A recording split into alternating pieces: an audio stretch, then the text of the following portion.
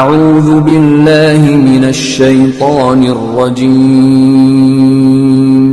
بسم الله الرحمن الرحيم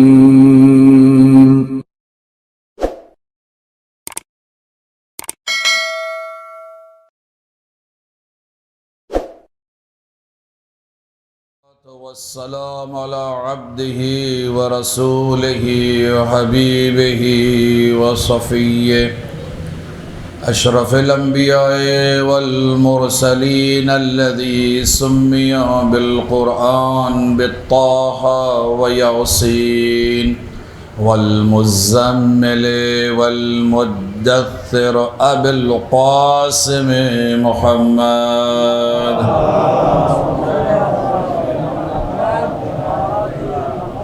صلی اللہ علیہ وآلہ وسلم وعلى أهل بيته الطيبين الطاهرين المعصومين المظلومين المنتجبين لا سيما بقية الله في الأرضين الروح وأرواح العالمين لتراب مقدمه الفداء ولعنة الدائم الأبدي على أعدائهم أجمعين من الآن إلى قيام يوم الدين. أما بعد فقد قال الله تبارك وتعالى في كتابه الحكيم وقرآن المجيد وهو أصدق القائلين وقوله الحق. أعوذ بالله من الشيطان الرجيم بسم الله الرحمن الرحيم. اللہ ولی الذین آمنوا یخرجهم من الظلمات إلى النور. صدق اللہ العلی العظیم. صلوات محمد.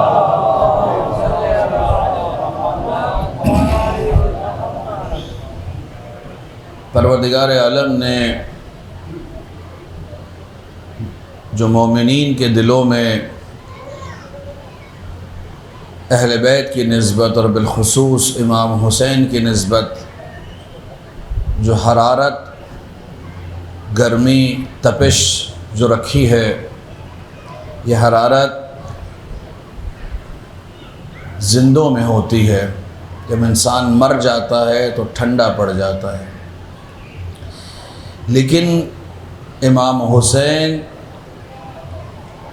انسان کو معنوی طور پہ ہمیشہ کے لیے زندہ رکھتے ہیں. اور جو روایت پہلے دن بھی پڑھی تھی، بیچ میں بھی تکرار کی، آج پھر تکرار کرتا ہوں کہ وہ شخص کے جو ذکر حسین کرتا ہے اور اہل بیت کے امر کو زندہ کرتا ہے، ان کے کاموں کو زندہ کرتا ہے، ان کی سیرت کو زندہ کرتا ہے، ان کے اقوال کو، ان کی تعلیمات کو زندہ کرتا ہے، وہ دل کبھی مردہ نہیں ہوتا اس دن بھی کہ جس دن تمام دل مردہ ہوں گے. اس لیے کہ یہ ایک حیات ہے، ایک ایسی بافضیلت حیات ذکر حسین انسان کو دیتا ہے کہ انسان کے اگر بھٹک رہا ہوتا ہے، ادھر ادھر کنفیوژن ہے، سمجھ نہیں آتا ہے، تو یہ کربلا جو ہے، یہ واقعہ کربلا انسان کو جہت دیتا ہے، اسے ڈائریکشن دیتا ہے، اس کے رخ کو درست کرتا ہے، اس کی فکر کو، اس کی عقل کو، اس کے ایمان کو، اس کے کردار کو، اس کے گفتار کو، اس کی تصحیح کرنے میں، اس کو صحیح کرنے میں یہ کربلا انسان کے لیے نہایت مؤثر ہے بلکہ ضروری ہے. جس انسان کے وجود میں، جس انسان کے ایمان میں افکار کربلا نہ ہو، فکر کربلا نہ ہو، وہ انسان کمال تک نہیں پہنچ سکتا، بلندیوں تک نہیں پہنچ سکتا ہے. اس لیے کہ وہی انسان پہنچے گا بلندیوں سے کہ جو بلند ہستیوں سے اپنے آپ کو منسلک کرے گا. لیکن اگر پست ہستیوں کے ساتھ منسلک رہے یا پست چیزوں کے ساتھ منسلک رہے یعنی انسان اگر اپنے آپ کو دنیا داری میں ایسا مشغول کر لے کہ اسے دین سے کوئی تعلق نہ رہے، اسے مذہب سے کوئی تعلق نہ رہے، اسے اہل بیت سے کوئی تعلق نہ رہے، قرآن مجید سے کوئی تعلق نہ رہے، تو ایسا انسان مردہ ہے۔ ایسا انسان ممکن ہے کہ لاکھوں اور کروڑوں کما رہا ہوگا، ظاہری طور کے اوپر کامیاب کہا جاتا ہوگا، کامیاب انسان۔ آج اگر آپ دیکھیں کہ کامیاب انسان کی تعریف اردو میں یا انگریزی میں سکسیسفل پرسن کی اس میں پراسپر پرسن کی اگر تعریف اور ڈیفینیشن ہوتی ہے تو اس میں عام طور پہ یہ ملتا ہے وہ انسان کہ جو مال و دولت سے لدا ہوا ہو وہ کامیاب انسان ہے، کامیاب ترین انسان جو سب سے زیادہ پیسے والا ہے۔ لیکن دین مال و دولت کو وسیلہ سمجھتا ہے پروردگار تک پہنچنے کا، اور اگر مال و دولت نہیں ہے تو بھی انسان وہ اس امتحان اور آزمائش سے ہے، جس حال میں ہے پروردگار اس سے آزمائش لیتا ہے۔ سورہ عنکبوت کی پہلی دوسری آیت کہ جس میں پروردگار فرماتا ہے اَيَحْسَبُونَ، یہ افراد کہ جو ایمان لائے یہ گمان کرتے ہیں کہ ہم ان کے ایمان لانے پر لا یفتنون، کہ ہم ان سے امتحان نہیں لیں گے، ہم ان سے امتحان نہیں لیں گے، بس انہوں نے کہا ہم ایمان لے آئے ہیں، یقولون آمنا، یہ کہتے ہیں ہم ایمان لائے ہیں اور ہم ان سے کوئی امتحان نہیں لیں گے۔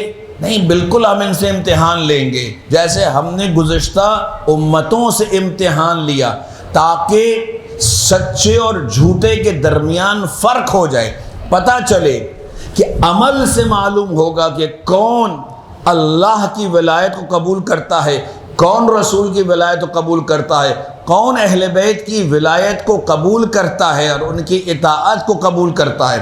انسان کا عمل دکھائے گا، زبان سے انسان حسین حسین کرتا رہے، علی علی کرتا رہے، لیکن عمل میں اس کا کردار نہ مولا علی سے ملتا ہے، نہ مولا حسن سے ملتا ہے، نہ مولا حسین سے ملتا ہے، یہ کون سی ولایت ہے؟ فارسی ضرب المثل ہے کہ جس میں کہتے ہیں با حلوہ حلوہ کردن دہن شیرین نہ میشود، کہ حلوہ حلوہ بولنے سے منہ میٹھا نہیں ہوتا ہے، منہ میٹھا نہیں ہوتا ہے۔ تو یہاں پر بھی جو انسان کو جو اصل مٹھاس ملنی ہے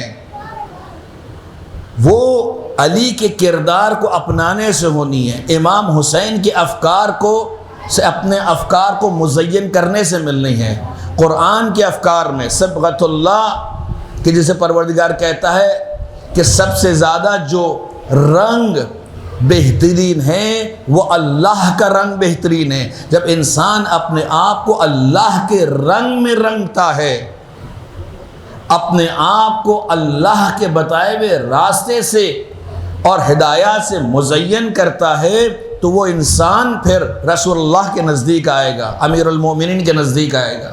کل بھی آپ کے سامنے چند آیات کے چند حصے سے آپ کے سامنے بیان کیے میں نے کہ یہ جو ہم کہتے ہیں کہ یاوران امام مہدی عجل اللہ تعالی فرجہ الشریف،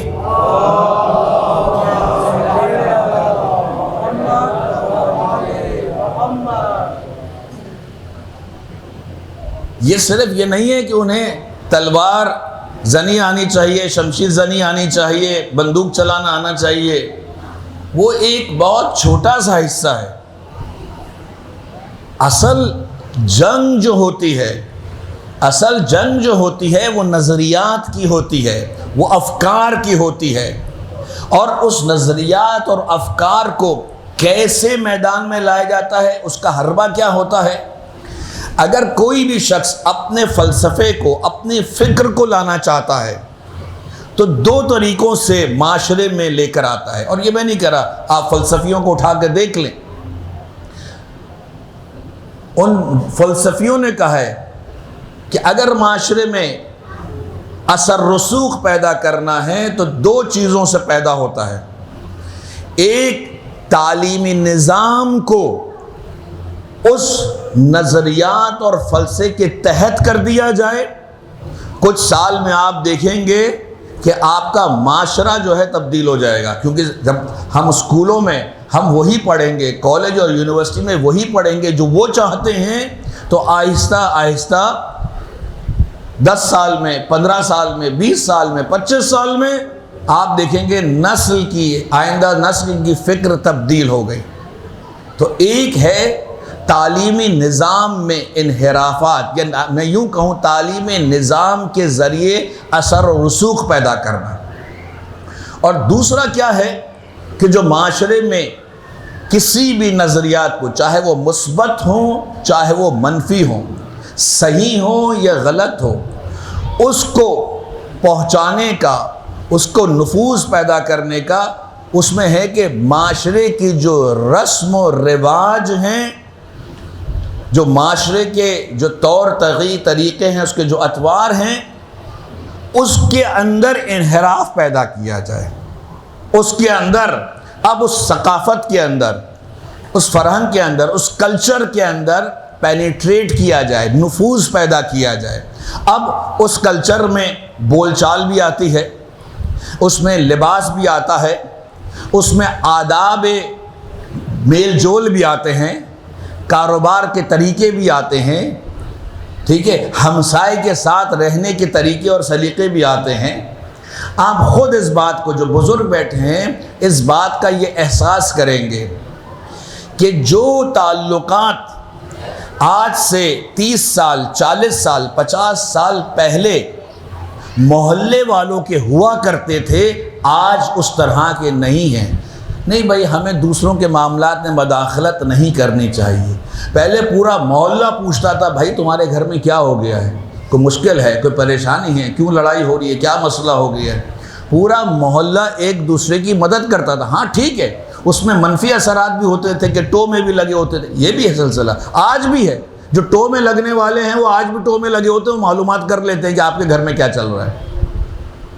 لیکن جو تعلقات تھے، جو ثقافت تھی، ہمیں نظر آتا ہے کہ وہ ثقافت ہماری ختم ہو گئی ہے. اب ہم اگر کسی سے بات کرتے ہیں تو بد تہذیبی سے بات کرتے ہیں اور کہتے ہیں ہم اسٹریٹ فارورڈ ہیں. تو دیکھنا یہ ہے کہ قرآن کا ادب اور آداب کا طریقہ اسٹریٹ فارورڈ ہونا ہے، سیدھا سیدھا منہ پہ بول دینا ہے، یا لحاظ کرنا ہے، چاہے وہ چھوٹا ہو چاہے بڑا ہو، عمر میں یا مقام میں، دونوں اعتبار سے. ہمیں یہ بہت فرق کرتا ہے. انسان کی ثقافت نہ پاکستانی ہوتی ہے نہ ہندوستانی ہوتی ہے.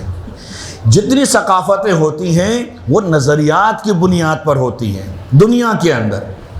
اب چاہے وہ مذہبی نظریات کی بنیاد پر ہوں یا کسی فلسفی بنیاد کے اوپر ہوں، یعنی لوگوں نے یہ طے کیا ہو، جیسے امریکہ کے اندر آج سے کوئی 70-80 سال پہلے، شاید اس سے پہلے، اس فلسفی کے نام بھول رہا ہوں، اگر آپ جا کے گوگل پہ دیکھیں گے تو مل جائے گا، تھوڑی سی محنت کرنی پڑے گی آپ کو. یہ طے کرنا تھا کہ ہم کس طرح سے ایک طبقے کو ایسا بنائیں کہ جو حکمرانوں کا طبقہ ہو، اور باقی تمام طبقہ، مثال کے طور پہ ہم سمجھیں 10% کو ہم حکمران کا طبقہ بنائیں، باقی جو 90% ہوں وہ اچھا کہنا ماننے والے ہوں، اچھے نوکر بن جائیں، اچھے کام کرنے والے بن جائیں، اچھے ورکر بن جائیں. تو انہوں نے تعلیمی نظام کو پھر اس طرح سے بنایا کہ ان اشرافیہ کو یا ان افراد کو جن کو چننا تھا، ان کو چن کے ان کے لیے الگ اسکول اور وہاں کا سسٹم بنایا گیا، اور باقی لوگوں کو تعلیمی نظام میں اس طرح سے لگایا گیا کہ تاکہ وہ بس ان لوگوں کی باتوں کو سنیں. اس لیے اگر ہمارے بچے کو MBA کر لیا ہے، اس نے ماسٹر کسی چیز میں کر لیا ہے، اسے کسی ملٹی نیشنل کمپنی میں، کسی بینک میں جاب مل جاتی ہے، 1 لاکھ، 1.5 لاکھ، 2 لاکھ، 2.5 لاکھ، جیسے اس نے پڑھا ہے 3-3, 4-4, 5-5 لاکھ کی بھی ملتی ہیں. چارٹر اکاؤنٹنٹ بن گئے، فلان ہو گئے تو ہو جاتی ہیں. ہم بہت خوش ہوتے ہیں اس بات پہ کہ بھائی چلو ہمارا بچہ جو ہے پیروں پہ کھڑا ہو گیا ہے، خود بھی سنبھالے گا، اپنے ماں باپ کو بھی سنبھالے گا، کام کرے گا. ہاں ٹھیک ہے، پیسے کے اعتبار سے ٹھیک ہے، لیکن فکر کے اعتبار سے وہ وہی کام کر رہا ہے جو اسے کہا جا رہا ہے. اس سے نہ آگے پیچھے نہیں ہٹ سکتا ہے.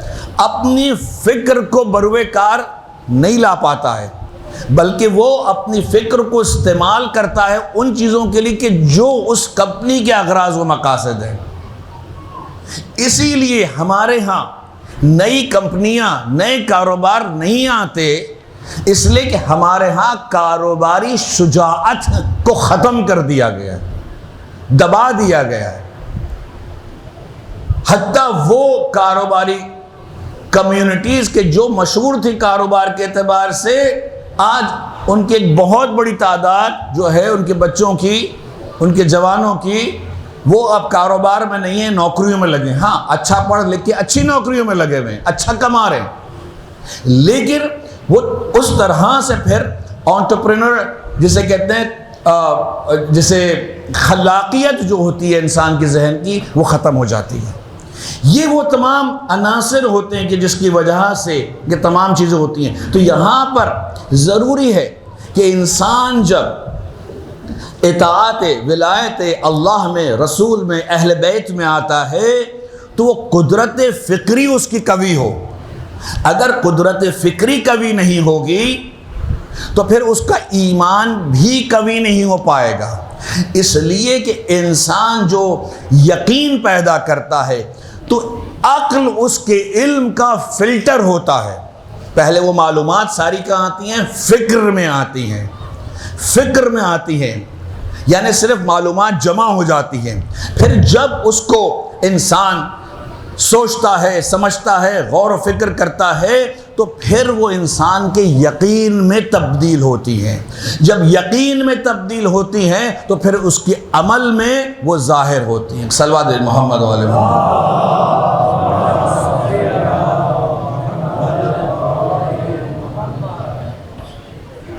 معذرت کے ساتھ کہ یہ ذرا خوش مجلس ہو گئی ہے.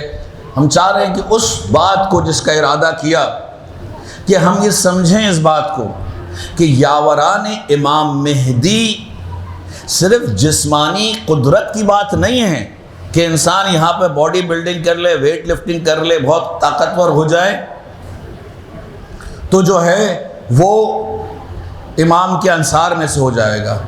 جسمانی صحت اور تندرستی اپنی جگہ بہت اہمیت رکھتی ہے اور ضروری بھی ہے، لیکن اس کے ساتھ بلکہ اس سے بڑھ کر ایمان کی قدرت ہے.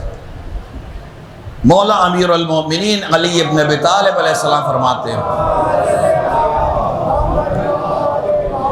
فرماتے ہیں اشجع الناس، شجاع ترین، بہادر ترین انسان وہ ہے کہ جو اپنے نفس کو قابو کرتا ہے. رسول اللہ محمد مصطفیٰ صلی اللہ علیہ وآلہ وسلم سے فرماتے ہیں کہ بہادری جو ہے وہ انسان جب اپنے نفس کو قابو کرتا ہے اور مہار کرتا ہے اور اب اس کو پروردگار کے، یہ مفہوم بیان کر رہا ہوں میں حدیث کا، اور اپنے دل کو پروردگار کے اطاعت میں لگاتا ہے. یعنی دل میں چاہت ہے کہ میں فلان دنیاوی کام کروں، غلط کام کروں، گناہ میں چلا جاؤں. اختیار بھی ہے، اختیار بھی ہے، اللہ نے اختیار دیا ہوا ہے، اختیار بھی ہے. اب بظاہر کوئی اگر بچہ ہے 15-20 سال کا تو ماں باپ بھی نہیں دیکھ رہے، نہیں ہے دوستوں کے ساتھ ہے، کون اس کو روک سکتا ہے؟ کوئی نہیں روک سکتا. ایک چیز روک سکتی ہے، وہ خود اپنے آپ کو روک سکتا ہے. یعنی اسے یہ معلوم ہو کہ یہ کام صحیح ہے یا غلط ہے، اور اگر غلط ہے تو مجھے نہیں کرنا ہے. یہ جو ول پاور ہے، یہ جو قدرت ہے ارادے کی کہ کس طرح سے کیا فیصلہ کرنا ہے، یہ اہمیت رکھتی ہے. اور یہی چیز، یہ ارادہ جب قوی ہوتا ہے ایمان قوی ہوگا، ارادہ قوی ہوگا. جب ارادہ قوی ہوگا تو پھر اس کے نتیجے میں شجاعت اور بہادری پیدا ہوتی ہے. پھر بہادری پیدا ہوتی ہے. یعنی یہ نہیں ہے کہ انسان کو تلوار چلانے آتی ہے، بندوق چلانے آتی ہے، اسلحہ چلانا آتا ہے تو بہادر ہو گیا. نہیں، کوئی ضرورت نہیں. بہت سارے ایسے افراد ہیں کہ جو اسلحہ لے بھی لیتے ہیں، خرید بھی لیتے ہیں، لیکن اسے لاکر میں بند کر کے رکھتے ہیں کہ کوئی سے ہاتھ نہ لگائے. بھئی آپ کے دفاع کے لیے باہر لے کر نکلتے ہو؟ کہا نہیں لے کر نکلتا. کہا تو پھر آپ کی پھر جو ہے وہ موبائل چوری ہو گیا، پرس چوری ہو گئی، اسلحہ نہیں تھا؟ کہا نہیں اسلحہ نہیں تھا، وہ تو میں نے لاکر میں رکھا ہوا ہے. تو بھائی اسلحہ لینے سے یا اسلحہ چلانے سے انسان جو ہے بہادر نہیں ہوتا ہے. بہادری اور شجاعت ایک قلبی چیز ہے، ایک اندرونی چیز ہے، ایک معنوی چیز ہے. یہ بہادری انسان کو یقین کے ذریعے آتی ہے.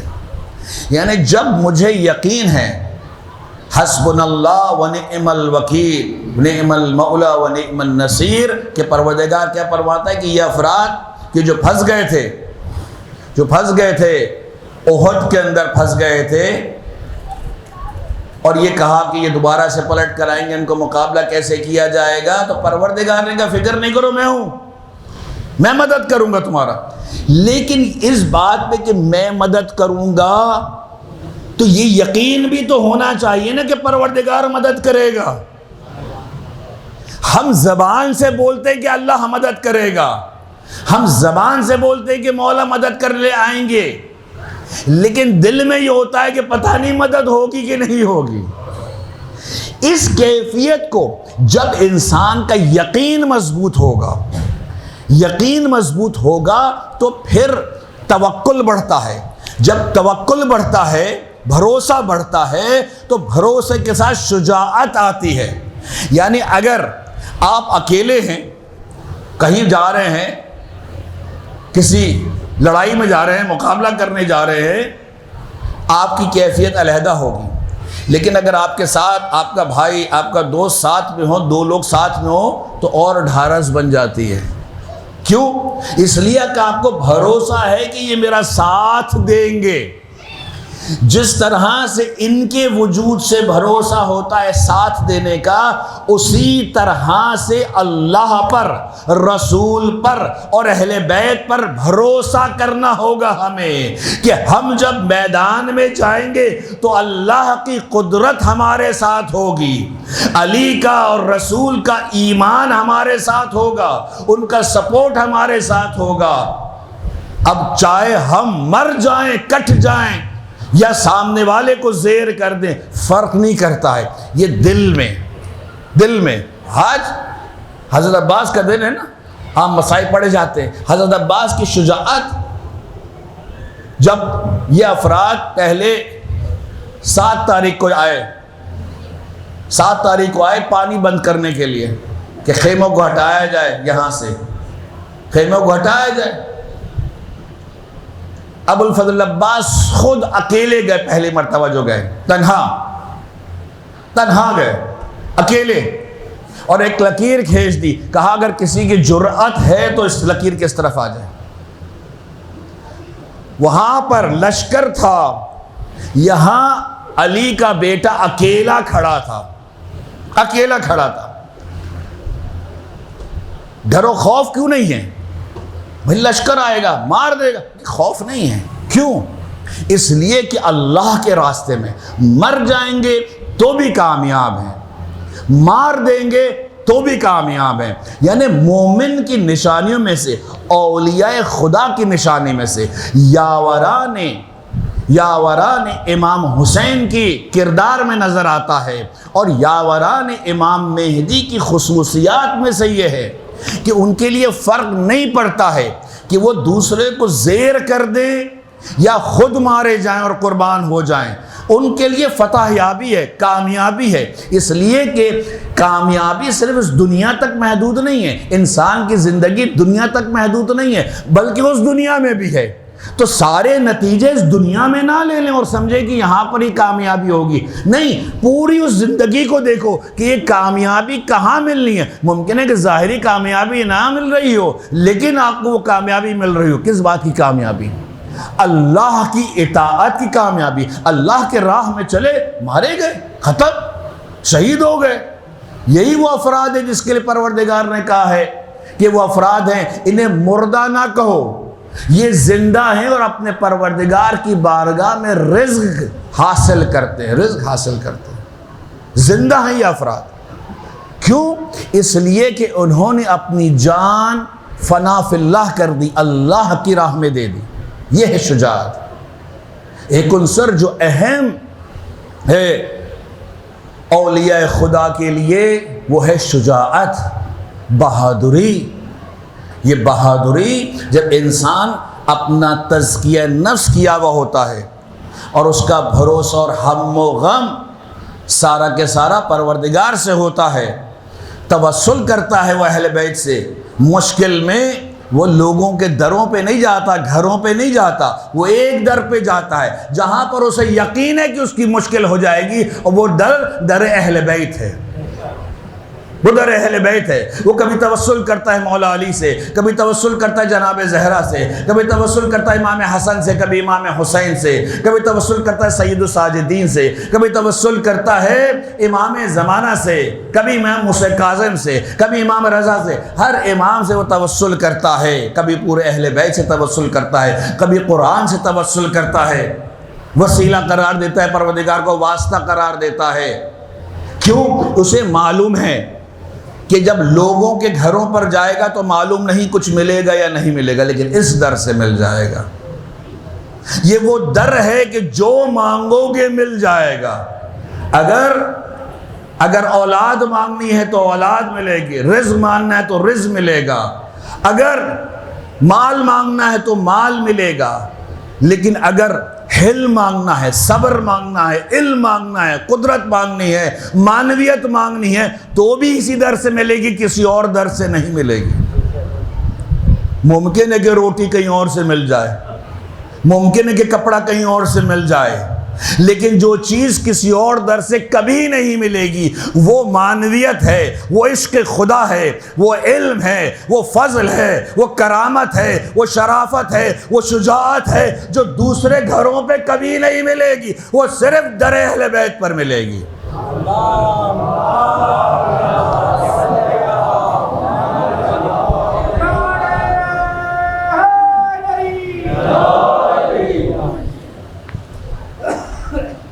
بارہ دیگر صلوات پڑھے محمد.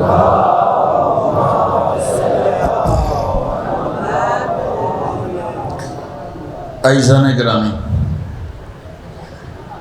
یہ شجاعت ہے، شجاعت کی یہ ساری مناظر ہیں. ایک دم سے شجاعت نہیں آتی. یہ کیفیت انسان کی یقین کی جب بہتر ہوتی ہے، پروردگار پہ بھروسہ، توکل بہتر ہوتا ہے، یقین ہوتا ہے. آپ امتحان کر کے دیکھیے خلوص دل سے، خاص طور پہ جو اب تک انہیں زیارت نصیب نہیں ہوئی ہے مولا حسین کی، وہ نیت کر کے چاہیں تو اسی مجلس میں بیٹھ کے نیت کر لیں اور دیکھیں. خلوص ضروری ہے یقیناً اس کے اندر، امتحان کرنے کے لیے نہیں، خلوص نیت سے. آپ کہیں کہ پروردگار، بلکہ یوں کہیں کہ مولا عباس، اگر آپ نے مجھے زیارت کے لیے بلا لیا تو میں آپ کی طرف سے امام حسین کے روضے پر زیارت پڑھوں گا. کیا حضرت عباس سے آپ یہ کہیں گے کہ مولا آپ مجھے بلا لیجئے زیارت کے لیے، میں آپ کی طرف سے نیابتاً آپ کے بھائی کی زیارت پڑھوں گا. دیکھیں پھر مولا بلاتا ہے کہ نہیں بلاتا. یقین ہونا چاہیے انسان، یقین ہونا چاہیے. انسان جب اس کیفیت میں آتا ہے، حضرت عباس کا کرامات، بہت کرامات ہیں. لوگ سوال کرتے ہیں کہ سارے شہداء ایک جگہ تھے، حتیٰ حضرت علی اکبر کو، حضرت علی اصغر کو بھی پہلو امام حسین میں جگہ دی گئی، وہیں پہ کیا گیا۔ لیکن حضرت عباس کو وہاں کیوں دفنایا گیا؟ اس کی ایک وجہ تو ممکن ہے کہ یہ ہو کہ حضرت عباس نے یہ وصیت کی تھی کہ مولا میرے جنازے کو، میرے لاشے کو خیموں میں نہ لے جائیے گا۔ ایک وجہ تو ممکن ہے کہ یہ ہو، لیکن وہ انہوں نے لاشا لے جانے کے لیے منع کیا تھا، دفنانے کی تو کوئی بات نہیں تھی۔ جناب مکرم اپنے مقتل میں کہتے ہیں کہ بہت ممکن ہے، کیونکہ پروردگار کو حضرت ابو الفضل عباس کو ایک علیحدہ سے مقام عطا کرنا تھا، ان کی شجاعت کے بدلے، ان کے فضل کے بدلے، ان کی کرامت کے بدلے، ان کی شرافت کے بدلے، ان کی وفا کے بدلے پروردگار انہیں عطا کرنا چاہتا تھا۔ تو پروردگار نے ایسے وسائل مہیا کیے کہ حضرت عباس کو ان تمام شہداء سے علیحدہ دفنایا گیا۔ اور آج ہم یہ دیکھتے ہیں، اور بہت ساری کرامات جسے ہم عام طور پہ معجزہ کہتے ہیں، یہ معجزہ نہیں، اسے کرامات کہا جاتا ہے۔ کرامات وہ ایک کرامات ایک آدھ آپ کے سامنے صرف بیان کرتا چلوں۔ ایک وہاں پر حضرت عباس کے حرم میں ایک شخص تھا کہ جو وہاں پر صفائی کیا کرتا تھا، جھاڑو لگایا جاتا تھا۔ اس کا بیٹا بہت شدید علیل تھا، بیمار تھا، لا علاج تھا۔ شہر کے جتنے طبیب اور حکیم تھے دکھا چکا، انہوں نے کہا نہیں۔ دوسرے شہروں میں یا دوسرے ملکوں میں وہ لے کر گیا اس کے علاج کے لیے، انہوں نے کہا بھائی اس کا کوئی علاج نہیں، کا کوئی علاج نہیں، کوئی علاج نہیں ہے۔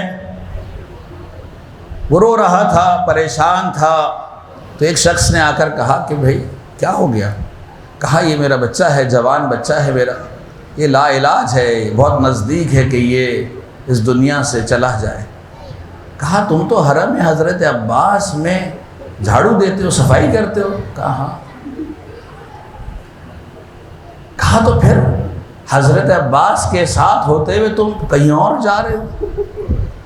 حضرت عباس کو واسطہ دے دو کہ مولا میں اس وقت تک میں اس بیمار کو نہیں لے جاؤں گا، بیمار بیٹے کو، جب تک آپ اسے صحت نہیں دے دیں گے۔ اللہ اکبر، اللہ اکبر۔ عجیب منظر ہے، عجیب منظر ہے۔ بیان کیا گیا کہ حضرت عباس نے جب یہ سفارش کی اللہ کی بارگاہ میں، تو ایک فرشتہ آیا اور کہا عباس اللہ نے اس کی موت کو لکھ دیا ہے۔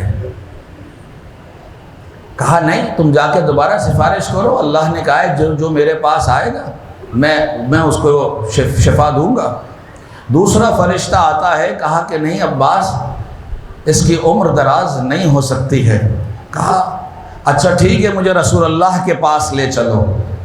حضرت عباس رسول اللہ خدمت میں آئے اور ان کے قدموں میں گر گئے اور کہنے لگے رسول اللہ، یہ جو آپ نے مجھے باب الحوائج کا لقب دلوایا ہے، جو مجھے ابو الفضل کی کنیت دلوائی ہے اور یہ لقب دلوایا ہے، یہ باب الحوائج کا لقب مجھ سے واپس لے لیجیے۔ رسول اللہ نے کہا کہ کیوں بیٹا، کیوں تم سے واپس لے لیا جائے؟ کہا باب الحوائج لوگ مجھ سے امید لگا کر آتے ہیں کہ میں اللہ کی بارگاہ میں سفارش کروں گا اور ان کے مریض صحتیاب ہو جائیں گے، ان کی مشکل دور ہو جائے گی۔ اللہ اکبر۔ عباس کا یہ کہنا تھا کہ رسول اللہ نے فرمایا اے عباس جاؤ، تم جب تک پہنچو گے اس کو شفا ہو چکی ہوگی، اس کی عمر اللہ نے دراز کر دی، تم قلبی باب الحوائج تھے، آج بھی باب الحوائج ہو اور آخر قیامت تک تم باب الحوائج ہی رہو گے۔ اللہ اکبر، اللہ اکبر۔ یہ وہ ایک کرامت ہے جب یہ شخص یہ خواب میں دیکھتا ہے۔ یہ کہاں دیکھا کہ ساری ملاقاتیں ہوئیں؟ اس شخص نے جو اس بچے کا باپ تھا، جب یہ بچے کو چھوڑ کر گیا، زری سے باندھ دیا، دروازے بند ہو گئے حرم کے، اسے چھوڑ کر چلا گیا، گھر گیا اور وہاں پر عبادت کرتا ہوا اس کی آنکھ لگ گئی، اور اس کے بعد اس نے خواب میں دیکھا یہ سارا منظر۔ اللہ اکبر، جیسے ہی اس کی آنکھ کھلی وہ بھاگتا ہوا حرم حضرت عباس میں گیا، دروازے کو کھولا یا کھلوایا، دیکھا تو بچہ صحت یاب بیٹھا ہوا ہے۔ اللہ اکبر، یعنی یہ وہ باب الحوائج ہے کہ جب یہ نہ معصوم نہیں ہے، امام نہیں ہے، اللہ اکبر، نبی نہیں ہے، یہ ایک عام انسان تھے، لیکن پروردگار نے یہ مقام اور منزلت عطا فرمائی کہ جو ان کے در پر جاتا ہے اس کی حاجت روا ہو جاتی ہے۔ میں کہوں گا مولا عباس، آپ کی آج کی مجلس میں یہ مومنین آئے ہیں، ان کے دلوں میں بہت مرادیں ہیں، بہت خواہشات ہیں، دعائیں ہیں، کسی کے گھر میں بیمار ہیں، کوئی بے اولاد ہے، کوئی مقروض ہے، کوئی کسی کی نوکری نہیں ہے، کسی کی کوئی مشکل، کسی کی کوئی پریشانی ہے۔ پروردگارہ آج باب الحوائج کی مجلس میں آئے ہیں، تجھے واسطہ ہے باب الحوائج ابو الفضل عباس کا، جو حاجت لے کر آیا ہے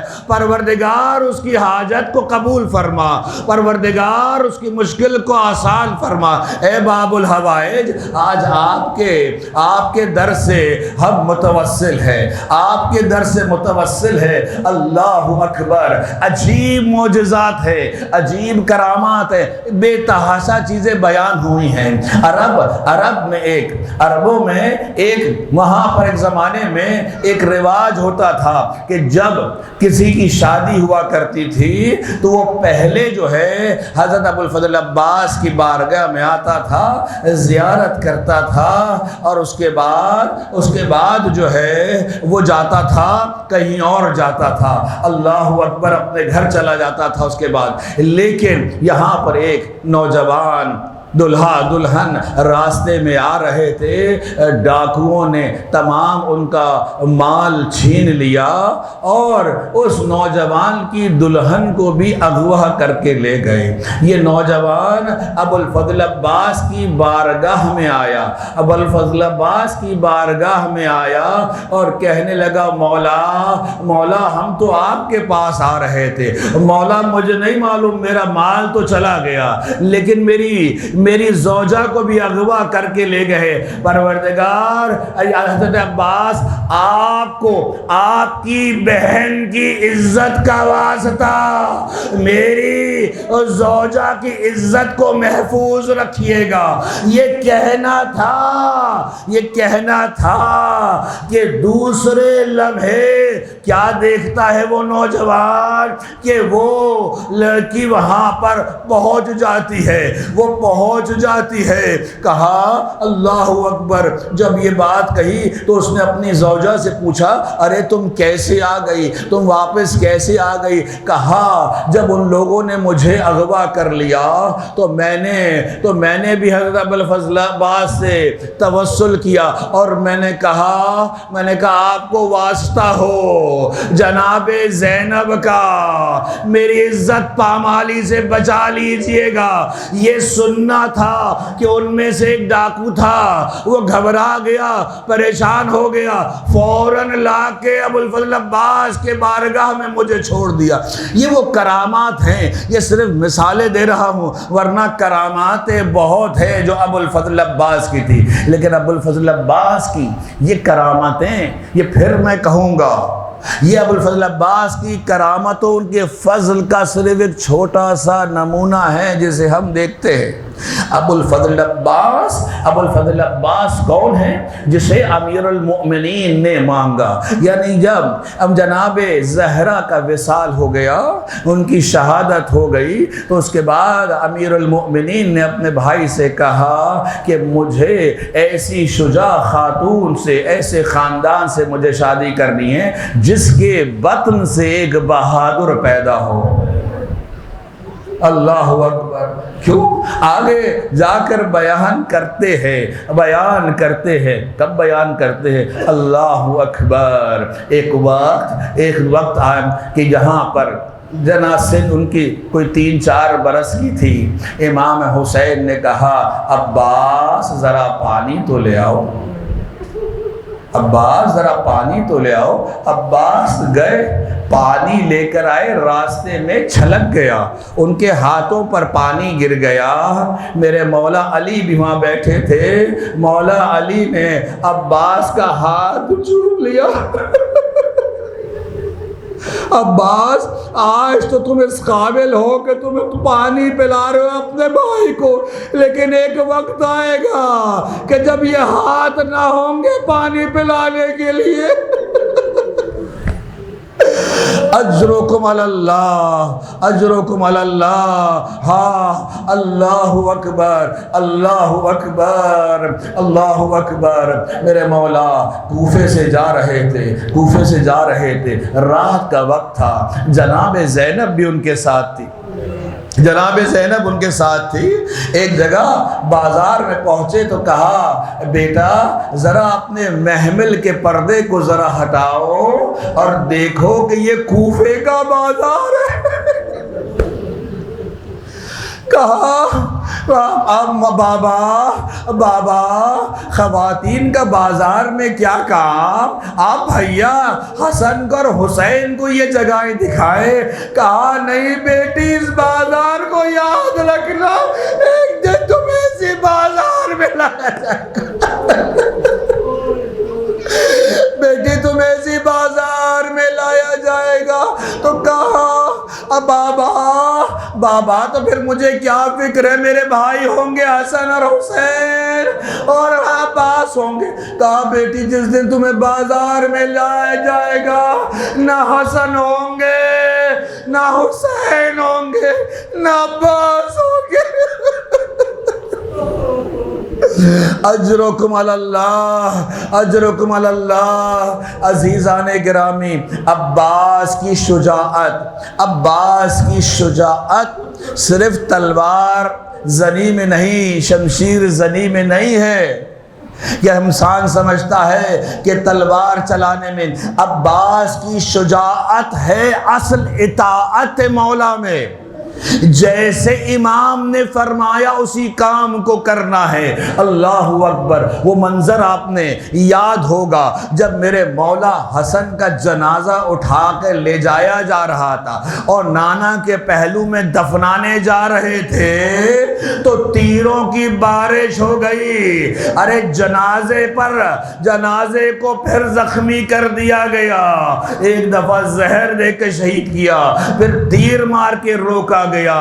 عباس نے فوراً نیام سے تلوار نکالنا چاہی، پیچھے سے حسین کا ہاتھ آیا، کہا عباس ابھی تلوار نکالنے کا وقت نہیں آیا، عباس تلوار نکالنے کا وقت نہیں آیا، یہ کربلا نہیں ہے۔ اللہ اکبر۔ عباس کو روکے رکھا۔ ارے صبر کا مینار ہے عباس، وفا کا مینار ہے عباس، ارے اطاعت کا مظہر ہے عباس، ارے شجاعت کا پہاڑ ہے عباس۔ ارے یہ عباس کوئی ایک اگر کوئی خوبی ہو تو بیان کی جائے، اللہ کی عبادت ہے تو خاضع اور خاشع ہیں باپ علی کی طرح۔ اگر شجاعت میں دیکھیں تو مد مقابل دشمن کھڑے ہو جائیں تو دشمن پر لرزہ طاری ہو جائے۔ اللہ اکبر۔ میں نے ابھی مثال دی تھی، جب دشمن کو لشکر تھا، عباس کو مار دیتے اور چلے جاتے آگے، کیا ہوتا؟ لیکن کون آگے بڑھے عباس کے سامنے؟ یہ علی ہے علی کے مرتضیٰ کا بیٹا ہے، آگے کوئی نہ بڑھ سکا۔ جب یہ تیور دیکھے حسین نے جناب زینب سے کہا اب بہن ذرا عباس کو تو بلا لو، کیونکہ معلوم تھا نا بہن کی بات سن لیں گے۔ جناب فضہ کو بھیجا، پہلی مرتبہ جب گئیں تو دیکھا کہ تیور بہت بدلے ہوئے ہیں، چہرے کا رنگ تبدیل ہے۔ کہا بی بی بہت مشکل ہے، کہا جاؤ تمہیں یہ کہہ دو کہ بی بی بلا رہی ہیں، اگر تم نہیں آتے تو بی بی خود آ جائیں گی تمہارے پاس۔ یہ سننا تھا کہ عباس خیمے میں آ گئے۔ اللہ اکبر اللہ اکبر۔ میرے مولا حسین کی طرف دیکھا اور آنکھوں میں سمجھ گئے کہ خیموں کو شط الفرات سے ہٹا لیا جائے۔ اللہ اکبر۔ ارے فرات، یہ خیمے فرات سے ہٹا لیے گئے۔ یہ ساری کی ساری زمین مولا حسین کی تھی، لیکن اس کے باوجود بھی وہاں سے خیموں کو ہٹا لیا گیا۔ اللہ اکبر اللہ اکبر۔ جب یہ میدان میں گئے اس کے بعد شمر ملعون آتا ہے۔ شمر ملعون آتا ہے اور کہتا ہے، آواز لگاتا ہے کہ مجھے عباس ابن علی سے ملنا ہے، عباس ابن علی سے۔ عباس کہنے لگے کہ نہیں، میں عباس سے نہیں ملوں گا۔ کہا نہیں، حسین نے کہا جاؤ مل کر آؤ۔ دشمن بھی آتا ہے، کافر و مشرک بھی آئے تو اس کا بھی سننا چاہیے۔ عباس گئے شمر کے سامنے، اس لیے کہ شمر جو ہے عباس علیہ السلام کی والدہ ام البنین کے رشتہ داروں میں تھے۔ وہاں سے انہوں نے کہا کہ میں یزید سے تمہارے لیے امان نامہ لے کر آیا ہوں، آؤ تمہیں محفوظ کر دیں گے، تمہیں کچھ نہیں کیا جائے گا۔ کہا شمر تم پر پروردگار کی لعنت ہو کہ رسول کے بیٹے کے لیے امان نہیں ہے، لیکن تم میرے لیے امان آئے ہو۔ اسے کہتے شجاعت۔ یہاں پر زندگی نظر آ رہی ہے، چلے جاتے۔ اللہ اکبر۔ کیسے جائیں گے؟ ایمان ہے اس امامت پر، اس قیادت پر، اس ولایت پر۔ اپنے بھائی کے ساتھ رہے، چاہے کٹ جائیں چاہے مر جائیں۔ اللہ اکبر اللہ اکبر۔ ہاں، عاشور کا دن آتا ہے، عاشور کا دن آتا ہے، شب عاشور آتی ہے۔ جب شب عاشور آتی ہے اور میرے مولا چراغ کو گل کر دیتے ہیں اور سب کو کہتے ہیں جاؤ تم چلے جاؤ۔ سب سے پہلے ابو الفضل عباس کھڑے ہو کر فرماتے ہیں مولا یہ ایک جان تو کیا، کئی جانیں بھی ملے تو ہم آپ پر نثار کر دیں گے، قربان کر دیں گے۔ اور اس کے بعد دوسرے کھڑے ہوئے۔ جب یہ عاشور کا دن آتا ہے، ابو الفضل عباس کون ہیں؟ علمدار ہے، لشکر کے علمدار ہے۔ اصحاب چلے جاتے ہیں۔ میرے مولا عباس آتے ہیں کہ مولا اب مجھے اجازت دیجئے۔ کہا کیسے دوں عباس، تم میرے لشکر کے علمدار ہو۔ علی اکبر گئے، پھر عباس آئے۔ کہا مولا نے حسین نے کہا نہیں عباس ابھی وقت نہیں آیا۔ ارے قاسم چلے گئے، ارے عباس کے دوسرے بھائی چلے گئے، ایک ایک کر تمام بنو ہاشم کے نوجوان اور بچے شہید ہو گئے۔ اللہ اکبر۔ جب کوئی نہ رہا تو عباس آتے ہیں مولا کے سامنے، مولا اب اجازت ہے جانے کی۔ کہا عباس کیسے اجازت دوں، تم میرے لشکر کے علم بردار ہو۔ میرے مولا عباس دائیں بائیں جانب دیکھتے ہیں، وہ بکھرے ہوئے لاشوں کی طرف اشارہ کرتے، مولا وہ لشکر کہاں ہے، وہ لشکر کہاں ہے جس کا میں سردار ہوں۔ اجرکم علی اللہ، اجرکم علی اللہ۔ معذرت چاہتا ہوں، تھوڑے مصائب زیادہ ہیں، لیکن کیا کریں، ہم تو صرف چند لمحوں میں اٹھ جاتے ہیں، لیکن جو تکلیف ارے عباس نے، حسین نے اور نبی کے گھرانے نے برداشت کی ہے، اللہ اکبر۔ یہ گفتگو بھائیوں کے درمیان چل رہی تھی، عباس یہ خواہش ظاہر کر رہے تھے، التجا کر رہے تھے کہ مولا مجھے اجازت دے دیجئے، مولا مجھے اجازت دے دیجئے۔ اتنی دیر میں جب گفتگو ہو رہی تھی، ننھے بچوں کی آواز حسین کی اور عباس کے کانوں میں پڑی، الاتش الاتش، ہائے پیاس ہائے پیاس۔ ارے یہ 3 روز کے پیاسے اور بھوکے بچے، اللہ اکبر، اگر شکایت نہیں کی لیکن کیا کرتے، اللہ اکبر۔ حسین نے کہا اچھا اگر تم جانا ہی چاہتے ہو تو پہلے ایسا کرو کہ ان بچوں کے لیے کچھ پانی کی سبیل کر لو، ان کے لیے پانی کا انتظام کر لو، اللہ اکبر۔ ارے سکینہ نے بابا کا یہ جملہ سنا، ان کے کان میں آواز پڑھی، سکینہ دوڑتی آئی اور امو عباس کو اپنا مشکیزہ دے دیا، کہا امو عباس یہ میرا مشکیزہ لے جائیے۔ شاید اسی لیے عباس کو سکائے سکینہ کہتے۔ عباس حیدر کرار کا فرزند، حیدر جرار کا فرزند، ارے فاتح خیبر و خندق، ارے یہ سوار ہوا پانی لینے کے لیے، ارے شط الفرات پر 4000 کا لشکر تھا، 4000 کا لشکر تھا، اور علی کا بیٹا تنہا تھا۔ ارے کچھ لوگ اس لشکر سے بھاگ گئے، کون آ رہا ہے؟ عباس آ رہا ہے، عباس کا مقابلہ نہیں کر سکتے، اور جو سامنے آیا واصل جہنم کیا۔ کہا جاتا ہے کہ عباس نے کوئی 30 یا 40 سے زیادہ افراد کو واصل جہنم کیا جو اس راستے میں آئے۔ عباس فرات میں پہنچ گئے، گھوڑے کے جو گھٹنے ہوتے ہیں وہاں تک پانی تھا، اتنا پانی تھا۔ عباس نے مشکیزے سکینہ کو بھرا، اللہ اکبر۔ عباس بھی پیاسے تھے، عباس کا گھوڑا بھی پیاسا تھا، اللہ اکبر اللہ اکبر اللہ اکبر۔ چلو میں پانی لیا، چلو میں پانی لے کر کہا اے نفس تو سیراب ہو جائے گا، اور فاطمہ کا لال ارے پیاسا رہ جائے گا، ہرگز یہ ممکن نہیں ہے، ہرگز یہ ممکن نہیں ہے۔ ارے عباس نے ارے جو پانی چلو میں لیا تھا فرات پر دے مارا۔ میں کہوں کہ یہ عباس تشنا نہ رہے، یہ فرات کا پانی تھا جو محروم رہا عباس کے لبوں تک پہنچنے کے لیے، اللہ اکبر۔ عباس نکلے، عباس کا صرف ایک ہی ہم و غم تھا کہ کسی طرح یہ پانی خیام حسینی میں پہنچ جائے۔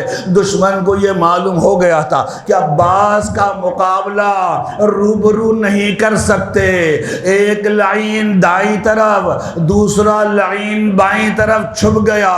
عباس آگے بڑھے، عباس آگے بڑھے، ایک نے دائیں طرف سے وار کیا، عباس کا دایاں بازو قطع ہو گیا۔ عباس نے رجز پڑھا، ارے اگر تم نے میرا دایاں بازو بھی قطع کر دیا تو کیا ہو گیا، لیکن میں کبھی اپنے دین سے پیچھے نہیں ہٹوں گا، میں ہمیشہ اپنے امام کی میں اطاعت کرتے رہوں گا اور ان کا ساتھ دوں گا، اللہ اکبر۔ مشکیزے کو سنبھال کے آگے بڑھے، بائیں جانب سے حملہ ہوا، بایاں بازو بھی عباس کا کٹ گیا۔ اجرکم علی اللہ، لیکن عباس کو اپنے بازوؤں کی فکر نہ تھی، بازوں کی فکر نہ تھی، عباس کو تھا کہ یہ پانی خیام حسینی تک پہنچ جائے۔ عمر ابن سعد نے آواز لائی، ارے اس پانی کو کا قطرہ، پانی کا ایک قطرہ بھی خیام حسینی میں نہ پہنچنے دینا، ورنہ جنگ کا پاسا پلٹ جائے گا۔ ارے عباس آگے بڑھے، اب کیونکہ عباس کے ہاتھ نہ رہے تو تیروں کی بارش ہوئی، پتھر مارے گئے، اللہ اکبر، خنجر مارے گئے، نیزے چبوئے گئے، اللہ اکبر اللہ اکبر۔ ایک ایک تیر آ کر میری مولا کی آنکھ میں لگا، ہاتھ تو تھے نہیں کہ میرے مولا اس تیر کو نکال لیتے۔ میرے مولا نے اپنا سر ہلایا کہ یہ تیر کسی طرح سے نکالیں۔ جیسے ہی میرے مولا نے اپنا سر جھکایا کہ اپنے گھٹنوں کے بل تیر کو کھینچ کے نکال دے، ایک ملعون نے پیچھے سے گرز کا وار کیا۔ عباس نے خیام حسینی کی طرف دیکھا اور کہا علیک من السلام یا ابا عبداللہ، مولا میرا آخری سلام قبول کیجئے۔ اللہ اکبر اللہ اکبر۔ میرے مولا جو خیمے کے پاس ٹیلے پہ کھڑے ہو کر عباس کو دیکھ رہے تھے، دوڑتے ہوئے کسی شیر کی مانند دوڑتے ہوئے آگے بڑھے۔ اللہ اکبر۔ اس وقت تک عباس گھوڑے سے نیچے کی طرف آنے لگے۔ اللہ اکبر۔ ارے جب بھی کوئی گھوڑے سے نیچے گرتا تھا اپنے ہاتھوں کا سہارا لیا کرتا تھا، لیکن جب عباس گرے ارے منہ کے بل زمین پر آ کر گرے۔ میرے مولا حسین پہنچے۔ عباس میں ابھی بھی کچھ نفس باقی تھی۔ عباس کے سر کو اپنے زانوں پہ رکھا۔ عباس نے کہا بھیا میں پانی نہ لا سکا۔ اللہ اکبر۔ تو میرا جسد بھی جو ہے، میرا لاشا لے کر خیمے میں نہ لا جائے گا، اسے یہی رہنے دیجئے گا۔ اللہ اکبر۔ میرے مولا سے نے پوچھا عباس کوئی اور خواہش ہے؟ کہا مولا خواہش ہے کہ میری دوسری آنکھ میں جو خون ہے اسے اگر صاف کر دیں تو جاتے جاتے ایک دفعہ آپ کی زیارت کر لوں گا۔ اجرکم اللہ۔ ارے حسین نے عباس کو فرات کے کنارے لٹایا اور فرمایا الآن انکسرت ظہری، اب میری کمر ٹوٹ گئی۔ اللہ اکبر۔ میرے مولا چھدے ہوئے مشکیزے کے ساتھ، ٹوٹے ہوئے علم کے ساتھ خیمے کے پاس پہنچے۔ دور سے علم آتا دیکھا تو سکینہ نے بچوں کو جمع کر لیا۔ بچوں میرے امو عباس آ گئے۔ جب دیکھا کہ امو عباس نہیں ہے، بابا ہے، تو پانی کا نہیں پوچھا، سکینہ نے پوچھا بابا میرے چچا عباس کا۔ ارے یہ گفتگو خیمے میں پہنچ گئی۔ زینب کا سننا تھا وہاں محمدہ وعلیہ وہاں فاطمہ وہاں عباسہ۔ میرے مولا امام زمانہ زیارت نائم فرماتے میرا سلام بہتے ہوئے خون پر، میرا سلام خاک اور خون میں غلطہ لاشوں پر، میرا سلام کٹے ہوئے بازوؤں پر، میرا سلام نوکے نیزہ پر۔